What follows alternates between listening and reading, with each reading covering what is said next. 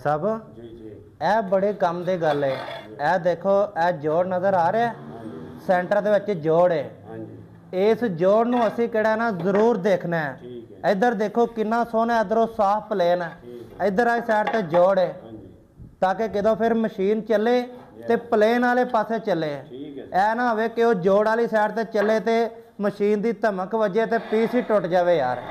ਠੀਕ ਹੈ ਤੇ ਪੱਥਰ ਕਿਹੜਾ ਨਾ ਬਿਲਕੁਲ ਠੋਕ ਕੇ ਲਾਣਾ ਹੈ ਸਾਹਿਬ। आ जाए सही हाँ ठीक है लो जी ऐसे पहले बार्डर लगाया, बार्डर लगा के फिर केड़ा ना पत्थर शुरू किया। ऐ सारा कमरे का बार्डर शार्डर दिखा दो जी, तोड़ो तोड़ केड़ा ना बार्डर शार्डर लगाया, बार्डर लगा के तो उस तो बाद फिर केड़ा ना कल असी इत्थे सेंटर दे विच पत्थर लगाना शुरू करांगे। और यह ही सारा तरीकाकार है जी साडा पत्थर लगाने का। सब तो पहले बार्डर लगा के समझो साढ़े कोल केड़ा ना कमरा तैयार है। उस तो बाद फिर केड़ा ना असी सुबह सेंटर दे विच इथों गुनिया करके तो असी पत्थर लगाना शुरू कर देंगे जी। ठीक है जी, अपना ख्याल रखना जी। अल्लाह हाफिज़।